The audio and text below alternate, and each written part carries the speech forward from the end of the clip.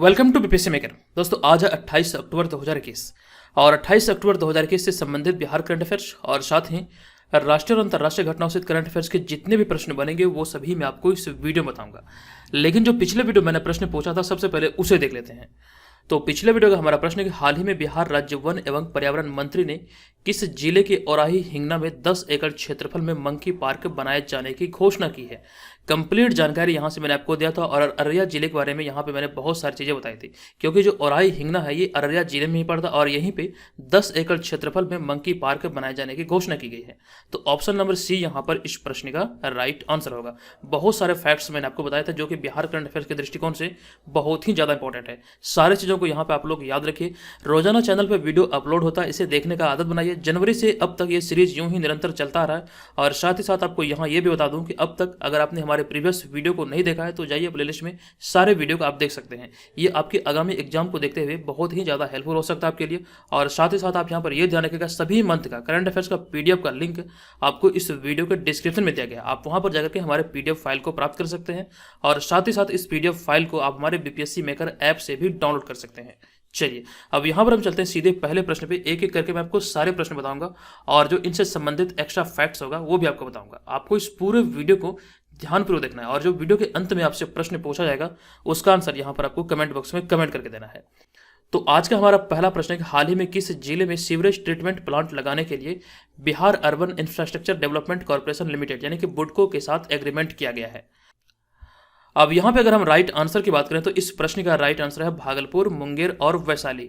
अब यहाँ पर आप देख रहे हैं कि एक से अधिक आंसर है इसका, मतलब एक से अधिक ऑप्शन यहाँ पर सही है। तो इस आधार पर हमारा फाइनल आंसर बनेगा ऑप्शन नंबर ई यानी कि उपयुक्त में से एक से अधिक, यानी कि इन तीनों जिलों में ये प्लांट लगाया जाएगा जिसके लिए अभी हाल ही में बुडको के साथ समझौता किया गया है। तो ऑप्शन नंबर ई यहाँ पर इस प्रश्न का राइट आंसर होगा। अब यहाँ पर आपको विस्तृत जानकारी दे दूं कि हाल ही में बिहार के भागलपुर, मुंगेर और वैशाली के हाजीपुर में सीवरेज ट्रीटमेंट प्लांट लगाने के लिए Bihar urban infrastructure development corporation limited के साथ एग्रीमेंट यानी कि समझौता किया गया है और यह कार्य नमामि गंगे परियोजना के तहत किया जाएगा। ये भी प्रश्न पूछे जा सकते हैं ये कार्य किस परियोजना के तहत होते हैं, तो आपको ध्यान रखना इस कार्य को नमामि गंगे परियोजना के तहत किया जाएगा। और यहाँ पर इसके तहत मुंगेर में 350 करोड़ 78 लाख, भागलपुर में 385 करोड़ 9 लाख और हाजीपुर में 316 करोड़ 18 लाख की लागत से यह सीवरेज ट्रीटमेंट प्लांट तैयार किया जाएगा। तो लागत से भी प्रश्न कई बार यहाँ पर आंकड़े वाले प्रश्न जो बनते हैं यहाँ से बनने की संभावना होती है। तमाम चीज़ों को ये याद रखिए, ये आपको प्री और मेंस में बहुत ज़्यादा हेल्प करेगा।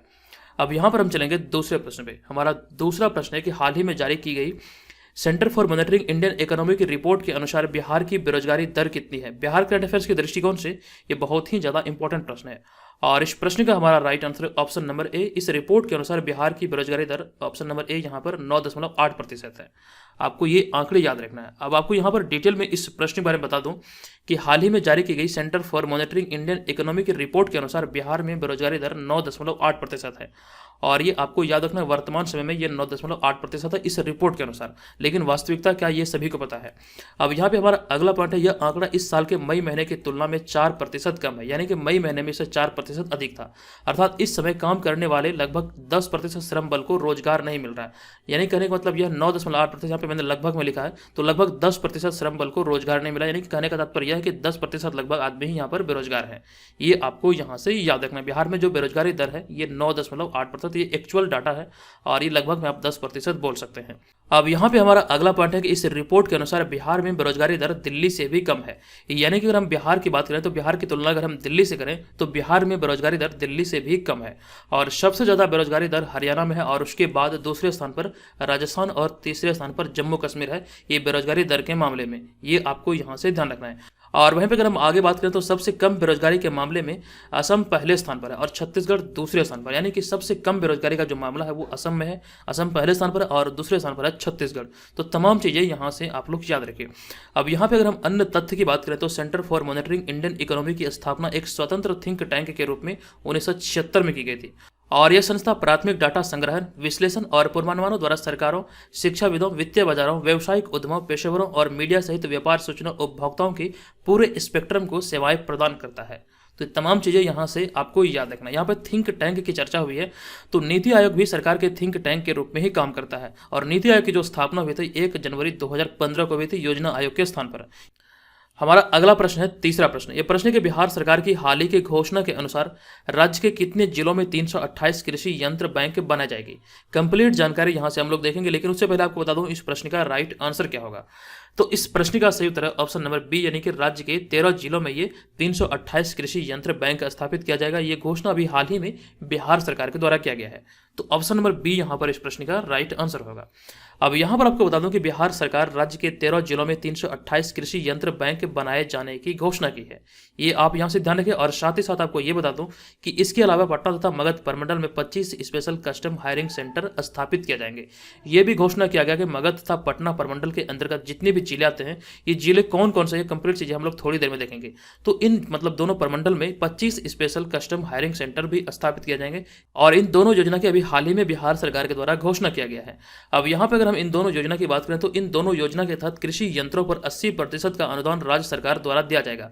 यानी कि कृषि यंत्र खरीदने पर इन दोनों योजना के तहत राज्य सरकार के द्वारा किसानों को 80% तक का अनुदान दिया जाएगा कृषि यंत्र की खरीद पर। यह भी जानकारी आप यहां से याद रखिए।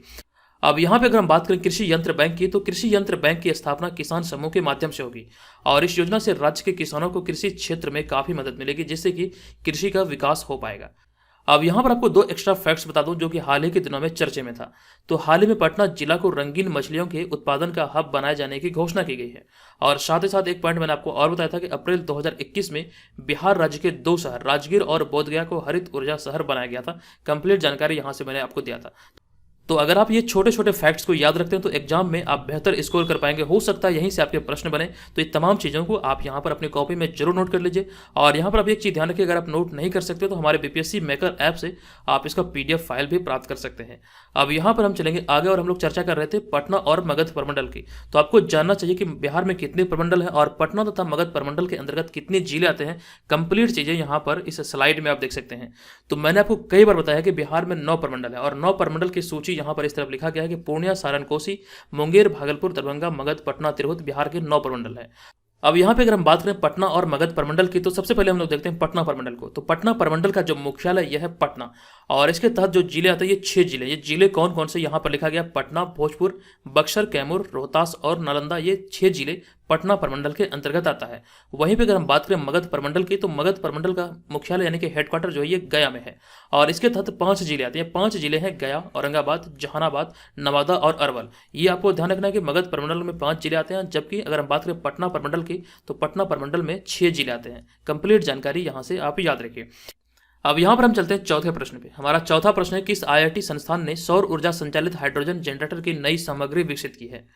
इस प्रश्न का हमारा right answer option number C, यानी कि IIT गुवाहाटी के द्वारा भी हाल ही में यह सामग्री विकसित किया गया है। तो ऑप्शन नंबर सी यहाँ पर इस प्रश्न का राइट आंसर होगा।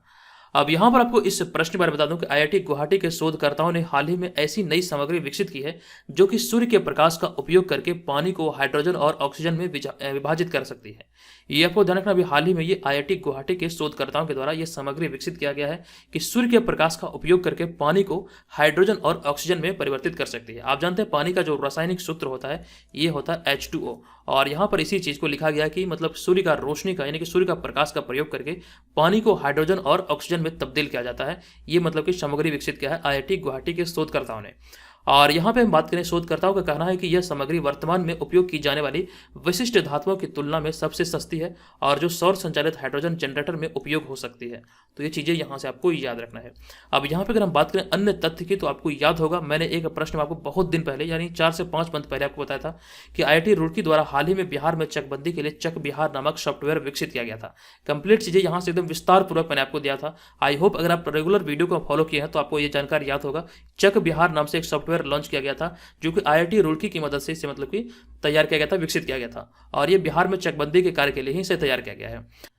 अब यहाँ पे हमारा अगला पॉइंट है, नेशनल इंस्टीट्यूट रैंकिंग फ्रेमवर्क में भारत की तरफ से IIT मद्रास शीर्ष स्थान पर था। आपको ये ध्यान रखना, भारत की तरफ से IIT मद्रास शीर्ष स्थान पर था यानी कि पहले स्थान पर था। और वहीं पे अगर हम बात करें पटना IIT की, तो आपको ध्यान होगा मैंने आपको बताया था पटना IIT 21वां स्थान पर है। तो ये चीज़ें भी यहाँ से आपको ध्यान रखना, IIT पटना ये नेशनल इंस्टीट्यूट रैंकिंग फ्रेमवर्क में 21वें स्थान पर है। और साथ ही साथ यहाँ पे हम बात करें, IIT दिल्ली द्वारा 1 से 2 घंटे में डेंगू का पता लगाने वाला एक उपकरण विकसित किया गया। ये चीज़ें मैंने शायद आपको कल ही बताया था। तो तमाम जानकारी यहाँ से आपको याद रखना है। अब चलते हैं हम अगले प्रश्न पे। हमारा अगला प्रश्न होगा, पांचवा प्रश्न, यह प्रश्न है कि हाल ही में प्रधानमंत्री नरेंद्र मोदी द्वारा कहां से PM Ayushman Bharat health care infrastructure mission को राष्ट्र को समर्पित किया गया है। इस प्रश्न का हमारा राइट आंसर है ऑप्शन नंबर बी, यानी कि वाराणसी इस प्रश्न का राइट आंसर होगा। अब यहां पर आपको इस प्रश्न के बारे में विस्तृत जानकारी दे दूं कि हाल ही में प्रधानमंत्री नरेंद्र मोदी ने उत्तर प्रदेश के वाराणसी से राष्ट्र को स्वास्थ्य क्षेत्र से जुड़ी एक बड़ी सौगात दी है और इसके तहत देश के ग्रामीण और दूरदराज इलाकों तक बेहतर स्वास्थ्य ढांचा तैयार करने के उद्देश्य से PM Ayushman Bharat health infrastructure mission को राष्ट्र को समर्पित किया गया है। और इसके साथ ही उन्होंने काशी के लिए 5,189 करोड़ से अधिक 28 विभिन्न विकास परियोजनाओं का भी लोकार्पण किया। तो आपको यहाँ पर ध्यान रखना, यह अभी हाल ही में ये मतलब राष्ट्र को समर्पित किया गया। इसका उद्देश्य क्या है, तो आपको यहाँ पर ध्यान रखना, PM Ayushman Bharat health infrastructure mission का जो उद्देश्य है, ये देश के ग्रामीण और दूरदराज इलाकों में बेहतर स्वास्थ्य ढांचा को विकसित करना, ये इसका उद्देश्य है। और साथ ही साथ आपको ये भी ध्यान रखना है कि यहाँ पर काशी में यानी कि वाराणसी में 5,189 करोड़ से अधिक के 28 विभिन्न विकास परियोजनाओं का लोकार्पण भी किया गया प्रधानमंत्री नरेंद्र मोदी के द्वारा। अब यहाँ पे अगर हम अन्य तथ्य की बात करें जो कि हाल ही के दिनों में घटित घटना है और ये बहुत ज़्यादा इंपॉर्टेंट है, और यहाँ पे इसी में हमारा पहला पॉइंट है कि हाल ही में उत्तर प्रदेश के फैजाबाद जंक्शन का नाम बदलकर अयोध्या कैंट करने की घोषणा की गई है। ये मैंने आपको कुछ दिन पहले ही बताया था। हमारा अगला पॉइंट है, इससे पहले भी मुगलसराय स्टेशन का नाम बदलकर दीनदयाल उपाध्याय स्टेशन कर दिया गया था। और साथ ही साथ हाल ही में यूपी द्वारा 3 दिवसीय काला नमक चावल महोत्सव का आयोजन किया गया। ये जो आप देख रहे हैं काला नमक चावल, ये चावल का एक किस्म है काला नमक चावल, और ये अभी हाल ही में इस महोत्सव का आयोजन किया गया जिसमें काला नमक चावल को जीआई टैग भी प्रदान किया गया था। ये मैंने आपको बताया था। और साथ ही साथ यहाँ पे हमारा अगला पॉइंट है, हाल ही में यूपी सरकार ने सड़क के किनारे अतिक्रमण हटाने के लिए, यानी कि सड़क के किनारे से अतिक्रमण हटाने के लिए सभी धार्मिक स्थलों को हटाने का आदेश दिया था। और साथ ही साथ आपको यह भी ध्यान रखना कि वर्तमान में उत्तर प्रदेश के मुख्यमंत्री श्री योगी आदित्यनाथ है, और साथ ही साथ ये ध्यान रखें राज्यपाल वर्तमान में आनंदीबेन पटेल है। तो ये सारे इंपॉर्टेंट पॉइंट को यहां से आपको याद रखना है। अब चलते हैं अगले प्रश्न पे। हमारा अगला प्रश्न है छठा प्रश्न। यह प्रश्न है हाल ही में इंडियन प्रीमियर लीग में किन 2 नई टीमों को शामिल करने की घोषणा की गई है। तो इस प्रश्न का हमारा right answer option number A, यानी कि लखनऊ और अहमदाबाद इस प्रश्न का राइट आंसर होगा। अब यहां पर आपको इस प्रश्न के बारे में विस्तृत जानकारी दे दूं कि हाल ही में दिग्गज उद्योगपति संजय गोयनका और अंतर्राष्ट्रीय इक्विटी फर्म इलेरिया कंपनी पीटीआई लिमिटेड ने 25 अक्टूबर को इंडियन प्रीमियर लीग की 2 नई टीमें लखनऊ और अहमदाबाद के लिए 12,715 करोड़ रुपए की बोली लगाई है। और यहाँ पे अगर बात करें, इसके तहत संजय गोयनका के आरपीएससी समूह ने लखनऊ फ्रेंचाइजी के लिए 7,090 करोड़ की बोली लगाई, जबकि सीबीसी कैपिटल ने अहमदाबाद टीम के लिए 5,625 करोड़ रुपए खर्च किए, यानी कि 5,625 करोड़ रुपए की बोली लगाई गई। तो इस आधार पर हम कह सकते हैं कि इस प्रकार आईपीएल के 2022 के सत्र में कुल मिलाकर 10 टीमें होंगी और 74 मैच खेले जाएंगे। ये आपको यहाँ से ध्यान रखना है। हालांकि इसमें कुछ परिवर्तन भी हो सकते हैं, ये भी आप ध्यान रखिएगा। अब यहाँ पर चर्चा हो रही आईपीएल की, तो आईपीएल से जुड़े हुए कुछ ऐसे फैक्ट्स हैं जो कि बहुत ही ज़्यादा इंपॉर्टेंट है, ये आपके एग्जाम में पूछे जा सकते हैं। तो ये सारी चीज़ों को हमने यहाँ पर आगे ऐड किया, कंप्लीट चीज़ों को आप यहाँ पर देख सकते हैं। तो आईपीएल की अगर बात करें तो आईपीएल का फुल फॉर्म होता है इंडियन प्रीमियर लीग। ये भी आपके एग्जाम में पूछे जा सकते हैं, तो ये आप यहाँ से याद रखिए। और अगर हम बात करें आईपीएल की, तो आईपीएल भारत में एक T20 क्रिकेट लीग है जो कि आमतौर पर हर साल मार्च और मई के बीच 8 टीमों द्वारा भारत के 8 अलग अलग राज्यों या फिर शहरों का प्रतिनिधित्व करती है। और यहाँ पे अगर हम बात करें इसकी स्थापना की, तो इसकी स्थापना यानी कि आईपीएल की स्थापना वर्ष 2007 में की गई थी तथा पहला टूर्नामेंट वर्ष 2008 में खेला गया था। स्थापना 2007 में भी थी, लेकिन पहला टूर्नामेंट इसका 2008 में, यानी कि पहला संस्करण 2008 में खेला गया था।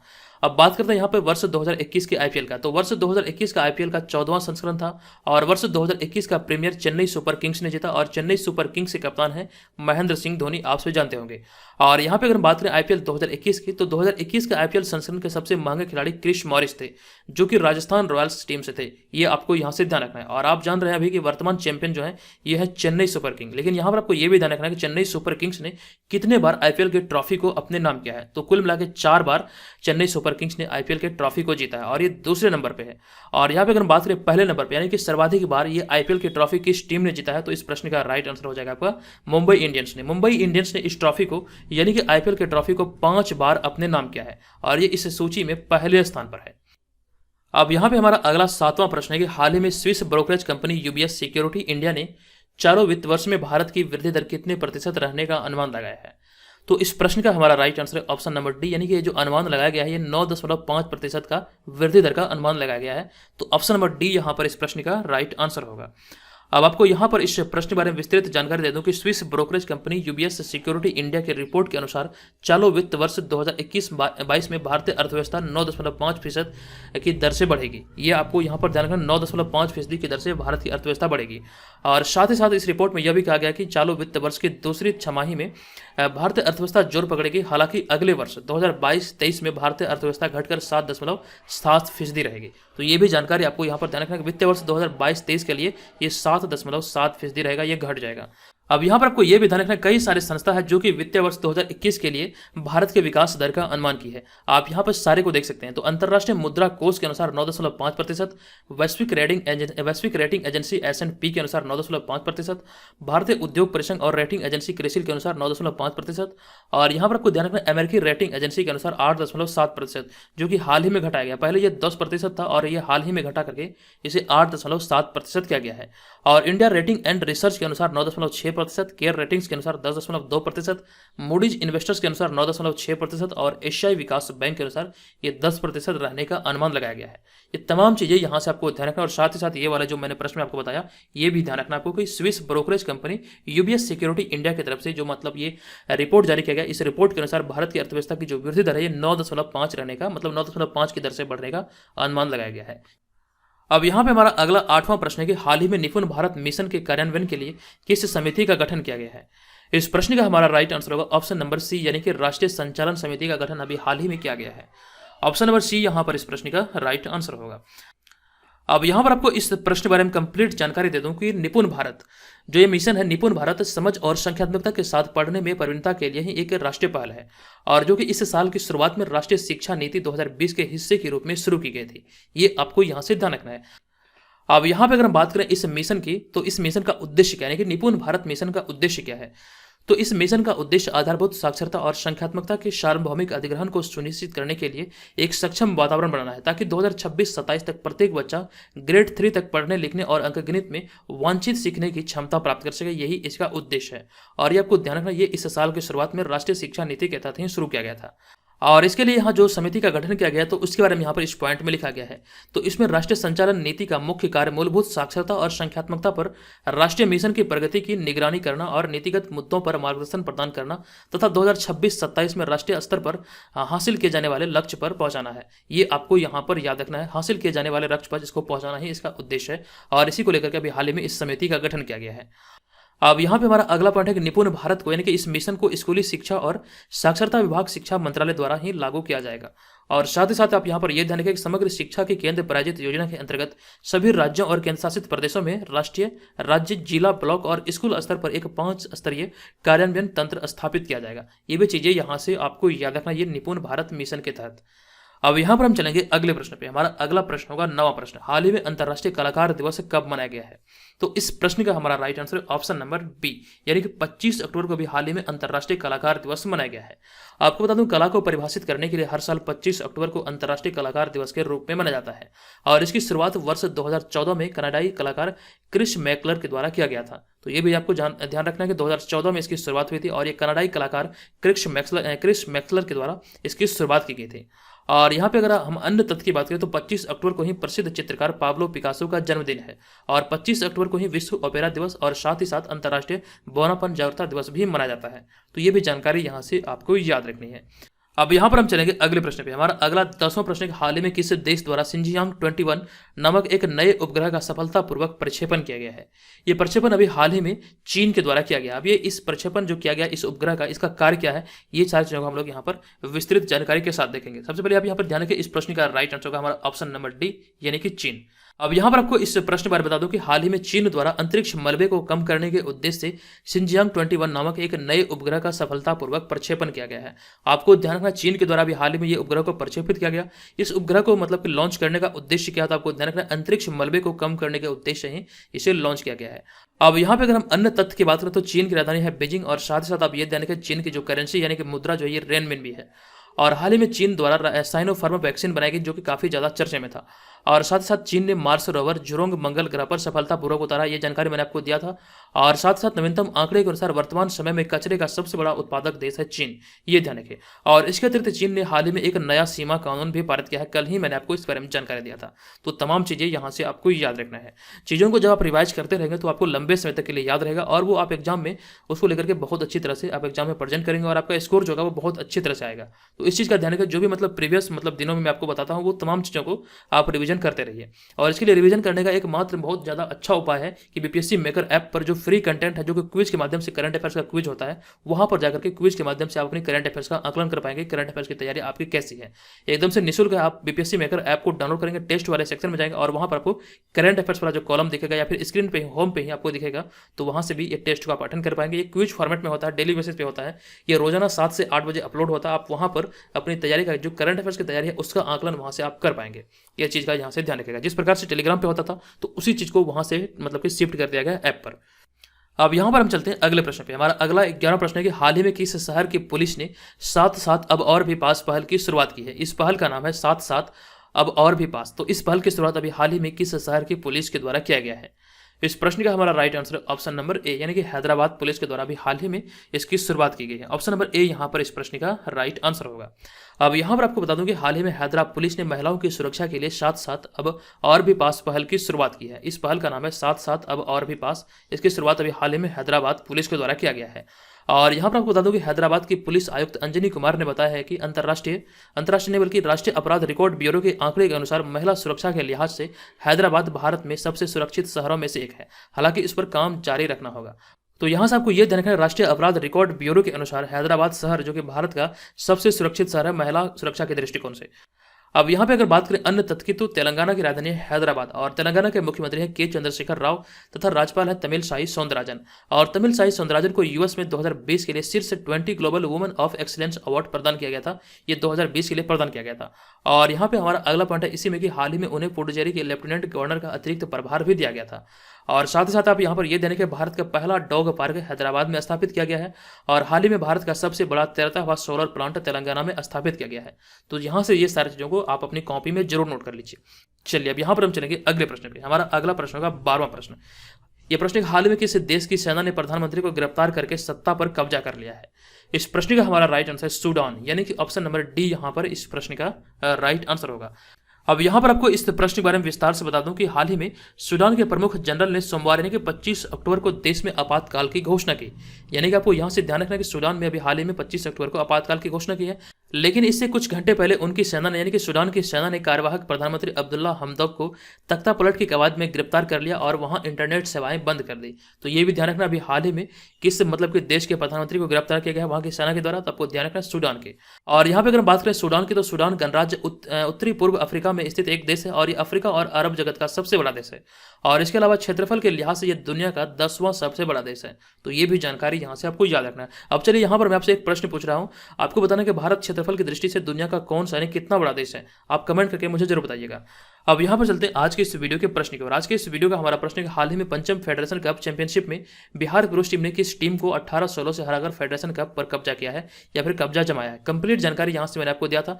बताइए इस प्रश्न का राइट आंसर क्या होगा। आप चाहें तो यहाँ पर कमेंट बॉक्स में आप इस प्रश्न के बारे में विस्तृत चीजों को एकदम से लिख सकते हैं। और जो लोग ऑनलाइन टेस्ट सीरीज में भाग लेना चाहते हैं तो बीपीएससी मेकर ऐप को प्ले स्टोर से डाउनलोड करें और वहां पर मेंबरशिप लेने के बाद हमारे जो मटेरियल वहां पर उसका आप लाभ उठा पाएंगे। और साथ ही साथ जो ऑनलाइन टेस्ट सीरीज वहां पर है सरसप्ट में बीपीएससी और बीपीएससी सीडीपीओ के लिए, तो वहां पर ऑनलाइन टेस्ट सीरीज में भाग लेकर यानी कि पार्टिसिपेट करके आप अपनी तैयारी का आकलन कर पाएंगे कि आपकी तैयारी किस स्तर की है। तो तमाम चीजों को यहां से याद रखें। चलिए दोस्तों मिलेंगे नेक्स्ट वीडियो में, तब तक के लिए धन्यवाद। जय हिंद।